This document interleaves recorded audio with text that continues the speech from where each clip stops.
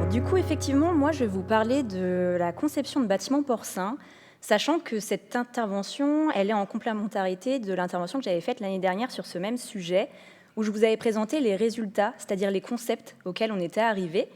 Et depuis, en fait, on a pris du recul sur ce qui fait la particularité de ces concepts-là, qui est l'implication des citoyens. Et on m'a demandé cette année de représenter ce projet sous l'angle de l'implication des citoyens. Donc du coup, pour mémoire, d'où sort ce projet? En fait, il sort du constat que les élevages porcins, aujourd'hui, ils sont fortement optimisés sur le plan technico-économique et que ces élevages porcins fortement optimisés, ils sont confrontés à une hausse des attentes sociétales, notamment en termes de bien-être animal, et que du coup, en réponse à ces attentes, les professionnels lancent des démarches pour faire évoluer ces élevages vers des pratiques plus respectueuses du bien-être animal, mais paradoxalement, ces démarches qui visent à répondre mieux aux attentes des citoyens et sont généralement entreprises de façon, sans interaction en fait avec les citoyens, ce qui fait que ça peut amener à un décalage entre les évolutions qui sont réalisées sur ces élevages et les attentes qu'elles visaient initialement à satisfaire.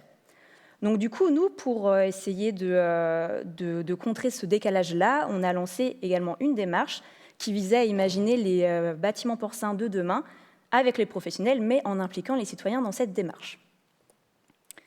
Donc du coup, les citoyens, ils ont été impliqués tout au long du projet, une première fois à la phase de diagnostic, où en fait, on leur a demandé, dans le cadre d'un sondage quantitatif auprès de 1000 citoyens, quelles seraient leurs attentes pour les élevages porcins de demain en termes de bien-être animal.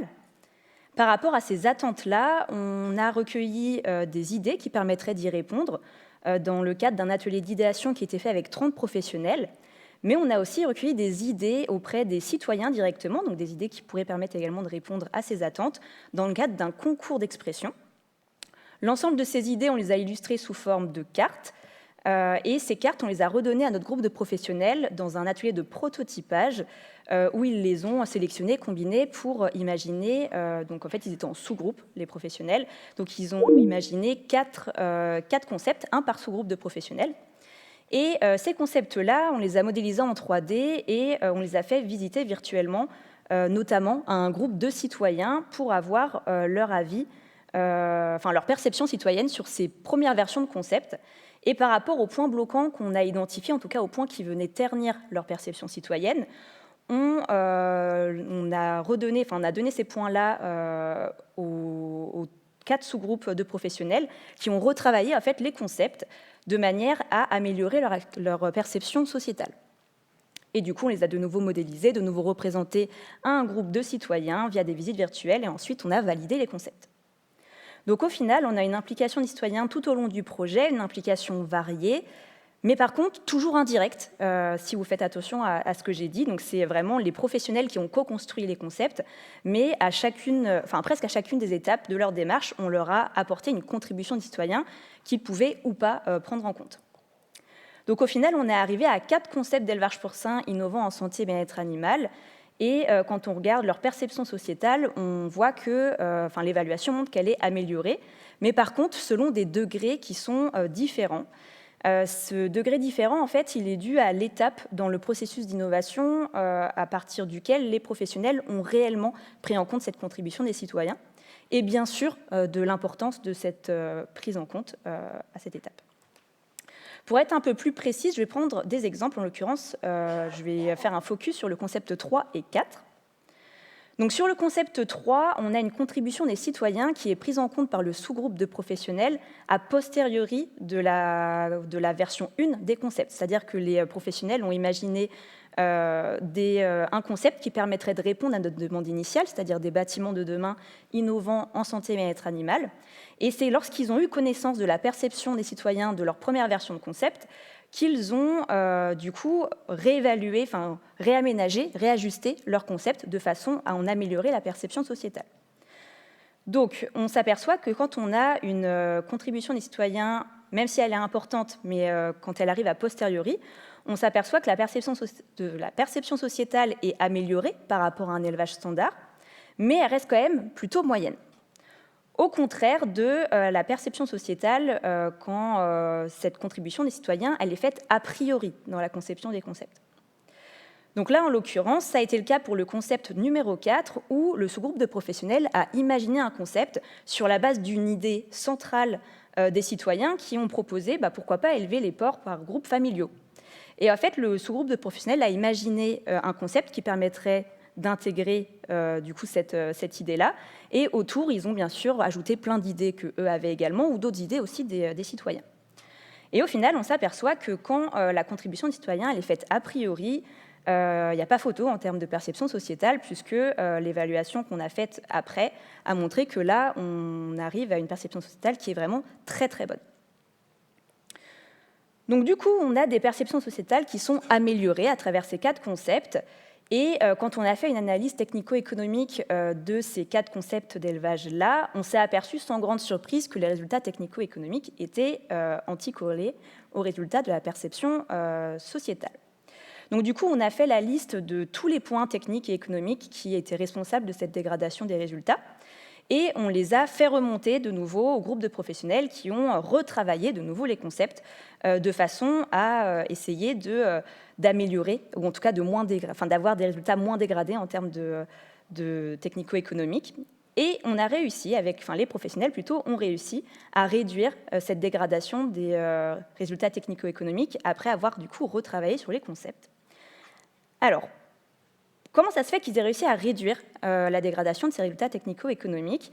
En fait, on s'aperçoit que dans le listing de points techniques et économiques qui étaient responsables de la dégradation des résultats, on s'aperçoit qu'il y a un certain nombre de points qui sont totalement maîtrisés par les professionnels. Donc, en fait, quand on leur a demandé de les retravailler, ils savaient comment les réaménager de façon à en limiter l'impact négatif, voire à en annuler l'impact négatif. Pareil pour les points économiques, en fait, avec le recul, il y a certains points où ils se sont dit l'analyse multicritère montre que ça n'apporte pas de plus, de mieux d'un point de vue environnemental, bien-être animal, performance, etc. Et du coup, autant l'enlever, ça fera ça de moins à payer pour l'éleveur si le concept a lieu. Mais en fait, cette distance, ça pourrait se réduire encore davantage, peut-être demain, parce qu'on s'aperçoit qu'il y a un certain nombre de points techniques qui, pour le coup, ne sont pas maîtrisés par les professionnels parce qu'il n'y a pas assez de connaissances, pas assez d'expérience, pas assez de références, dont on a parlé ce matin. Et du coup, sans référence, en fait, donc par exemple, c'est sur les résultats économiques du fait d'élever des porcs en groupes familiaux, le fait d'élever les porcs en grands groupes sociaux, etc. Et du coup, sans références sur lesquelles se baser, les professionnels ont fait une estimation des impacts technico-économiques assez large. Et peut-être que cette estimation pourrait être revue à la baisse si on pouvait créer des références. Et c'est ce qu'on s'attelle à faire au sein du LID depuis une semaine, depuis 1 an, notamment en soutenant des opérations. Donc là, j'ai cité les opérations de la CoPearl qui se sont lancées en début d'année. Donc on a Make Me Happy qui va permettre notamment de créer des références technico-économiques sur la gestion des porcs en grands groupes, et GoodPig qui va permettre de créer des références technico-économiques, notamment sur la gestion des porcs en groupes familiaux, si je le dis simplement.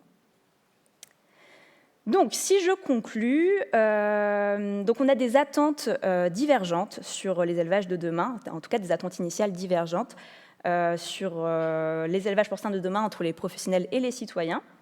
Mais on s'aperçoit qu'avec une méthode de co-construction adéquate, on peut arriver à les faire converger vers des élevages qui leur conviendraient mieux. Mais ces élevages, on se rend compte qu'ils posent encore question. Mais par contre, par rapport à ces questions, on a déjà une partie aujourd'hui des réponses. Et par rapport aux réponses qu'on n'a pas encore, ça nous permet d'ouvrir de nouvelles pistes de recherche. Donc voilà, l'ensemble de ce travail, on vous le diffuse massivement depuis 1 an, 2 ans. On vous le diffuse scientifiquement dans le cadre des JRP, des colloques. On vous le diffuse sur le terrain en allant donc chez vous, auprès de vos techniciens, auprès de vos éleveurs. On espère que ça contribue à nourrir les réflexions. C'est le but. En tout cas, nous, ça contribue à nourrir les nôtres dans le cadre de la suite du LIT. Merci de votre attention. Merci. Morgane, des questions? Oui, Damien. Merci pour la présentation. Je trouve que l'approche est très originale. La question que j'ai, c'est est-ce qu'il n'y a pas un risque, en donnant la parole aux citoyens sur leur conception des bâtiments d'élevage, de sombrer dans l'anthropomorphisme, ce qui nous a été présenté au début? Et c'est finalement de ne pas forcément mettre le bien-être des animaux au centre de la préoccupation, mais finalement le bien-être perçu par les consommateurs, en tout cas ce qu'ils estiment être le bien-être des animaux, et de confier cette problématique complexe à des non-experts. Est-ce que, dit autrement, vous avez pu percevoir des tensions entre ce qu'on connaît du bien-être animal et ce qui a été demandé par les citoyens consommateurs?